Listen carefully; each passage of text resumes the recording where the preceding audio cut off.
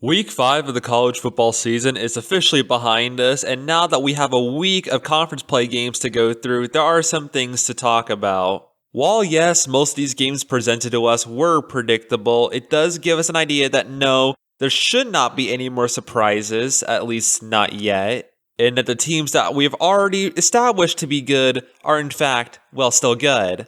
Welcome to Groupies, a little video series where we recap all of the shenanigans that happen in the G5 world of college football. Because as I mentioned, with a week of conference play behind us, we now have an idea of who are going to be the best contenders in each conference. That doesn't mean that the playoff race was put on pause, however, as the established teams that were contenders in non-conference play continue to get big wins, and slowly but surely more teams begin to get relegated out. With 28 games played involving 50 teams, let's summarize what happened in the most significant ones in rapid succession. Okay, let's face it, do I really need to separate the days into chapters? I mean, you get one game at this rate. Well, anyways, for Thursday we had Army and East Carolina. And for those hoping for an Army surprise rebound, they would not get it. East Carolina is a team that I have not talked about here yet, but they definitely have potential to be a trap game. Kane Hauser threw for over 250 yards and 2 touchdowns. Being matched up with Montgomery and Smith, this team is definitely an offensive machine. We'll just have to see, but a 28-6 victory over the Cadets is a good start. They face Tulane this week. Friday, as we all know, was a complete and utter chaotic mess, but in the last of the 3 games, we had Houston versus Oregon State. A lot of people discredited the Beavers, as Houston might as well cruise to a 4-0 record. But a 14-10 score at the half, that's not ideal if you're Houston. For Oregon State, this is really interesting. Early in the 4th, it was a 24-10 score, and it looked very favorable for the Beavers. But Houston began to respond. The Houston defense locked up, and combined with them making big plays, it suddenly became 24-all, and as for Oregon State, they got the ball last, and they managed to drive their way down the field. But this beaten and battered up team could not make the field goal, and we're going into overtime. Oregon State did not have the confidence to make a completed drive, and with a field goal by Houston, the game was over. Oregon State, as much as they tried, falls to 0-5, the first time in nearly 30 years.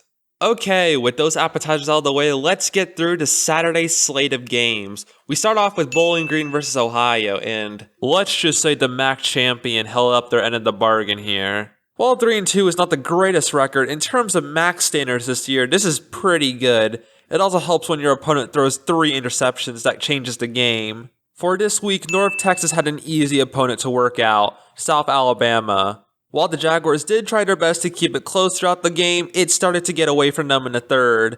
Not to say that North Texas did not make it easy on themselves with a fumble and a missed field goal, but it was still a convincing win nonetheless. For the first time since 1959, North Texas is 5-0. Coincidentally, this was also the last time that they were ranked. Who did they play next? Oh, they host South Florida. Okay, then. Safe to say that the American Conference have very high stakes this year.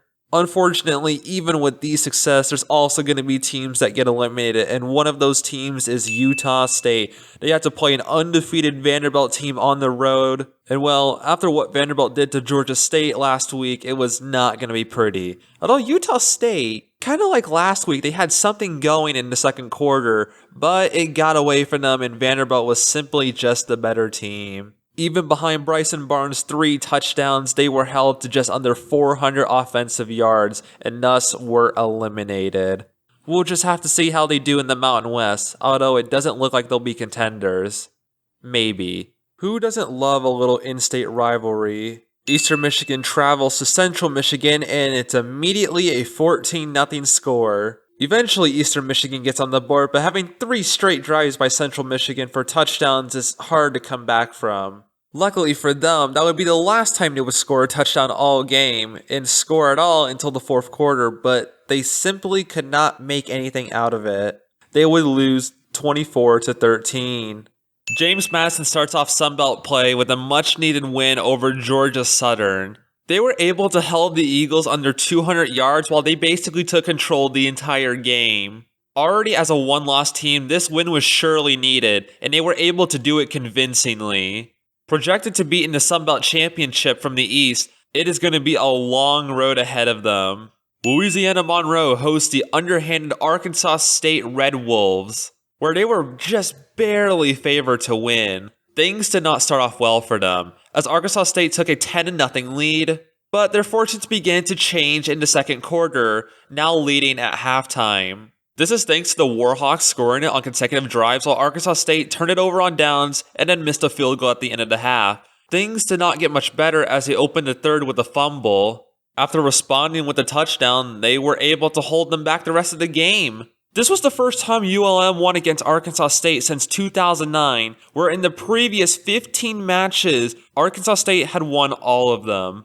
I know the latter half of 2024 did not go Louisiana Monroe's way, but this could be a real shot for them to make something. Starting 3-1 in the West, and their hardest opponent there might be Texas State, they have a really good shot of surprising the Sun Belt. This was one of our Manta's best performances so far this year, so only time will tell for the sophomore quarterback. Toledo, after a horrible loss against Western Michigan, now has to bounce back against Akron on the ropes.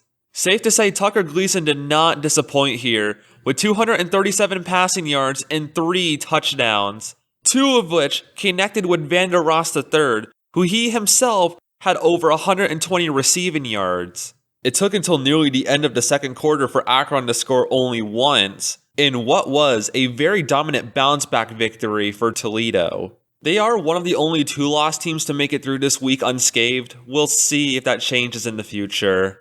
You know, for a 3-0 American team, they certainly have been on the back foot in terms of contenders Navy has. While they don't have the greatest wins ever, this is definitely one of their better ones. Hosting a 3-1 Rice team isn't easy, but when you hold them to under 240 yards while you yourself, with a dual-threat quarterback, gets over 450, safe to say it's pretty easy to win when you don't give the other team chances.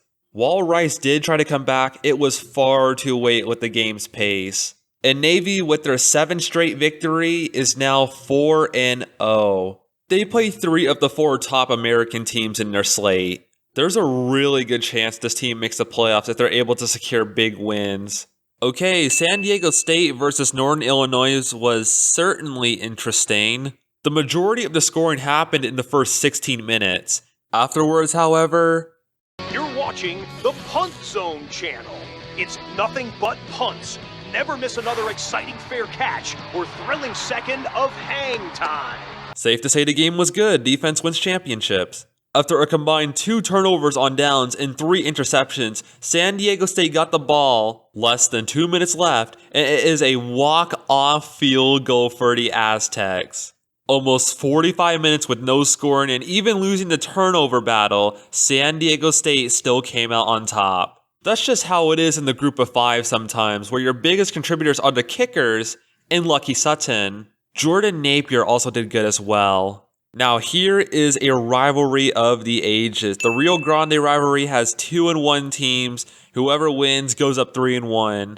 Both of these teams are pretty good in their respectable right, but New Mexico had Jack Lane. 316 yards, 4 touchdowns. Safe to say he did pretty alright. Even with an impact player like that though, New Mexico State did not make it easy. They were very competitive in the first half, and thanks to a fumble return touchdown, they were able to take the lead at halftime. New Mexico would equalize it though in the third quarter, and then with 3 consecutive drives ending in touchdowns, New Mexico finally broke away from the Aggies in the fourth. Now the Lobos are 3-1 going into the Mountain West, and they even get a cool new trophy called the Roaster. Here is what that looks like. Even with that, both of these teams still have conference play to go through, and who knows, maybe one of these teams ends up running their respective conference. Tulane traveled to Tulsa in an unexpected matchup after they beat Oklahoma State, and for the first half, it seemed like Tulsa was going to give Tulane a pretty good scare. Both of these quarterbacks were able to be pretty efficient when the defense wasn't stopping one another. The difference would come in the second quarter as after 2 consecutive fumbles, Tulane was able to get ahead again with a touchdown, and this time they would be able to capitalize on it. After a late touchdown in the third, and Hayes' only interception of the game in the fourth, Tulane was able to win it. moving up to 4-1 and able to remain a contender in the American, while Tulsa was eliminated. It was a good effort by them throughout the season, but ultimately they were not in control of this game. And when you're playing against players like Jake Retzlaff and Javon Gordon, you're expected to be at your best. Props to the Tulsa defense for trying their hardest to give them a chance though. 13 tackles for loss compared to 4 will do a number on you, however. It was a fairly competitive first half with Hawaii and Air Force, but eventually one of these teams had to falter. There was a lot of scoring in the first quarter, but after Hawaii turned it on downs in the third, it seemed like Air Force had an opportunity. They weren't able to make anything of it and turn it over on downs, which Hawaii took easy advantage of. And an interception afterwards seemed to have sealed their fate. Even after they got back to their scoring ways with a total of 7 consecutive scoring drives, Hawaii had just simply built up the lead they needed. And behind Alejado's over 450 yards, 144 of which went to Jackson Harris, Hawaii has now finished half of their schedule with a 4-2 record and now has a tough Utah State team to be looking forward to.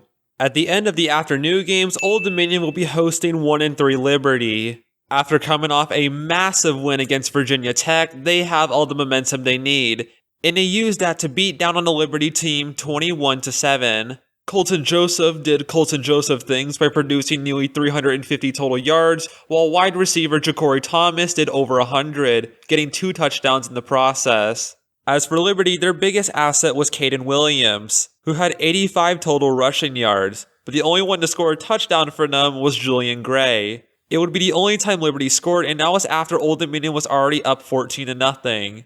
It was a low-scoring affair, but it was enough for Old Dominion to become 3-1, while Liberty has yet to win a game on the road, now being 0-3. A second team will join the G5 5-0 club, with Memphis traveling to Florida Atlantic.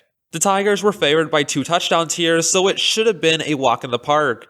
Florida Atlantic decided otherwise.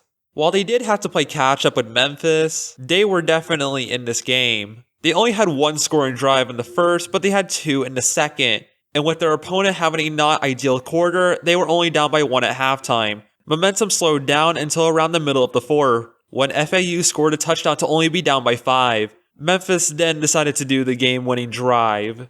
2nd and 8. Lewis throws over the middle. It's caught! Cortez Braham, and he's gone! Touchdown, Memphis! 73-yard strike!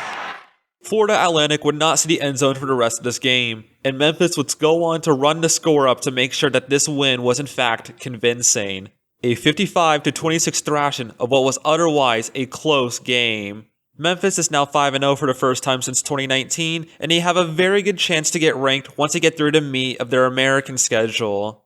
Western Kentucky and Missouri State begin Conference USA play, and this game shows exactly why everyone is vulnerable here. The Bears get on the board first in the second quarter, but Western Kentucky responds with a touchdown. Missouri State was only able to respond with field goals, one in which they missed at the end of the half. They make up for it by scoring on their first drive in the third, but Western Kentucky does the same. After Missouri State turns it over on downs, Western Kentucky gets another. At that point, the game had gotten away from Missouri State that even a touchdown late in the 4th couldn't save them. Now, Missouri State did have a good game, but they just couldn't stop Maverick McIver. Now 2-0 in conference, Western Kentucky will join Louisiana Tech for the top spot. But it doesn't mean that neither will have their obstacles or potential challengers along the way. Now a little more comfortable, Boise State now has a big game against Appalachian State. This time they are hosting, however, so it should be a little bit more comfortable on the players, and oh boy did they turn up. Maddox Madsen had 321 passing yards for 4 touchdowns. As for the Boise State defense, they definitely did some work in locking the team up. Even when the Mountaineers began to score, Boise State was simply too far ahead. Unlike their previous opponent, Appalachian State had some sort of ambition of making it back to the Sun Belt Championship. Even though this game was out of conference, Boise State taught them a lot. And as for their biggest contributor, that has to go to Rashad Dubinion, who carried the Appalachian State offense on his back when it came to total yardage. San Jose State versus Stanford was something else. These are 2 struggling teams in their respective conferences, and a win here would mean a lot to them. The first quarter had Stanford on the first drive going for a touchdown, while San Jose responds with a field goal. After Gobernson got sacked for a fumble, San Jose State was able to recover it and make the drive for a touchdown. The shenanigans do slow down in the second quarter besides a missed field goal by San Jose State, but by the end of the half, it was 20-14 for San Jose State. Keep in mind, this was being played at Stanford. The madness continued in the third quarter when both teams turned it over on downs, before San Jose State missed yet another field goal. At the beginning of the fourth, the Spartans got another touchdown and would now lead by 12, but Stanford began to come back. Even though San Jose State was up by 8 at this point, a field goal and a touchdown combination meant that Stanford would just take the lead. That was because of a big 34-yard pass to Caden High, and with less than 20 seconds left, Stanford had now taken their first lead in the game. The real losing factor here was those two missed field goals, a 28-yarder and a 29-yarder. Making either would have meant that Stanford would have lost even if they got a successful 2-point conversion. But alas, that successful 4th and 10 conversion is what put San Jose State in the grave as they fall to 1-3. We've witnessed some pretty bad heartbreakers already this season, and I would say that this game falls near the top of that list. While the game was against an ACC opponent, having a 12-point lead only to squander it is not exactly fun for anyone. If you thought that was crazy, let me introduce you to Marshall versus Louisiana. It starts off with a single field goal for both teams, and then suddenly an explosion of points in the second. Early in the third, Louisiana was down to Marshall when they threw an interception and it was returned all the way for a touchdown. They would intercept on their next drive as well. The gap had now grown significantly to 14 points, but Marshall would give them a chance. With being benefited on time in the fourth quarter, they were able to make 2 touchdowns compared to Marshall's 1. Thanks to the missed field goal from earlier, it is a 41-all game and we are going to overtime. Louisiana scores immediately, followed by Marshall taking a little bit of time to get into the end zone, but they find it anyway. In the second quarter, Louisiana gets a crucial stop against Marshall. They were the better defensive team at this point, having 7 tackles for loss. This forced Marshall to kick a field goal, and when it was Louisiana's turn, they could not be stopped. Punch it in, 54-51. Marshall quarterback Del Rio Wilson did have a good game, however, and the same could be said for DeMarcus Lacey, their wide receiver. Wunsch Winfield, however, as a dual threat quarterback, had his best game to date. 254 total yards and 5 touchdowns. This guy is only a sophomore. It will be really interesting to see how these two do in the Sun Belt considering the state of their programs. But if you can take away something from this game, the action of the Fun Belt is truly here. And finally, the last game of the night, Louisiana Tech versus UTEP. These two have had almost polar opposite seasons so far, and that trend continued here. Blake Baker had an alright game of over 125 total yards, 1 touchdown, and 1 interception. But things did not get off on the right foot for UTEP as they threw an interception. Louisiana Tech turned that drive into a touchdown. It was a really defensive game, including 14 deflected passes, and at least until the fourth quarter it was a low-scoring affair. The Miners could not give themselves any breaks. By the time they scored in the fourth quarter, any mistake that Louisiana Tech had, they could not take advantage of. The two UTEP quarterbacks in question had a total of 5 interceptions, and that isn't including a turnover on downs and a missed field goal. It was not a good day for the Miners. But yes, you did hear me right when I said Western Kentucky joins Louisiana Tech to be 2-0, as they would move up to 4-1. With those two teams being scheduled to play each other in a couple of weeks, we'll find out who is actually a legit contender in this conference. That will wrap up the game recaps of Week 5 of college football. Thank you all for watching, everybody. Let's get into the standings and the very short list of eliminated teams. Now that we are in conference play and there's a smaller sample size, it's going to take a little longer to eliminate all the teams. But for now, we had only just 3 eliminated: Army, Tulsa, and Utah State. This brings us to our final 23 teams, down from the 26 previously. In terms of teams that are in danger of being eliminated this week, those go to Tulas Rice, UAB, FIU, New Mexico State, and Appalachian State. We also have Boise State and UL Monroe. Some teams teetering on the edge of elimination include Toledo and Hawaii, but they will be safe for this week. The American still has its 3 undefeated teams in Navy, Memphis, and North Texas, followed by Tulane and probably South Florida for that 5th spot. We still have half the teams here that are in contention for the playoffs, which is pretty telling of how strong this conference will be. Who will be on top is anyone's guess. Louisiana Tech and Western Kentucky are the only 2-0 teams in the Conference USA and the only teams to have a 1 loss, at least for eligible teams. Delaware is 100% going to be a trap game for these top teams, and it's going to be really fun to see if they can pull out some upsets, and how much that will shake up the conference race. Central Michigan and Ohio lead the MAC with both having a single win in conference play and both 3-2. Toledo is also 3-2, but they have a 1-1 record right now. I don't know how long Central Michigan will stay up there, but we'll see if they can compete with teams like Ohio and if teams like Buffalo can bounce back. Fresno State still leads the charts in the Mountain West because of a bye week, but there's now also a conference win from Boise State. It's too early to say who will actually be good because all the teams haven't played yet, but watch out for teams like UNLV and potential dark horses like New Mexico and San Diego State. Both Washington State and UConn improved to 3-2. And for the Sun Belt, both divisions have 2 3-1 teams each. James Madison and Old Dominion on the East, and UL Monroe and Texas State in the West. James Madison leading the East is expected, but for UL Monroe to lead the West is definitely a bit surprising. But again, it's just one game, and not all the teams have played yet. There's definitely some teams I would argue to have found their place in the standings, but for the most part, it is still anyone's game here. All of the teams that were present last week in the undefeated segment are still here, and as for the 1-loss teams, you have the likes of Tulane, South Florida, Western Kentucky, Fresno State, Boise State, James Madison, and Old Dominion. And now for our team of the week. The winner for our Week 5 edition, even though this is the second time we're doing this, goes to Boise State, who crushed Appalachian State 47-14. This was a much needed win for them in their campaign, but the celebrations might not last long, as they will have to go on the road Saturday to face ranked Notre Dame. Could we get something like the Northern Illinois upset last year? Potentially, but it is not going to be an easy game for either of these two teams. Besides that, we have another full slate of conference play ahead of us. There are a lot of consequential games happening this week, and it will tell us who is legit for a conference championship versus who is legit for the playoffs. For now, the front runners have been mostly set. It's going to be up to them to see who can make the most out of their opportunities. With our final 23 teams, thank you all for watching everybody, and I will see you all next week.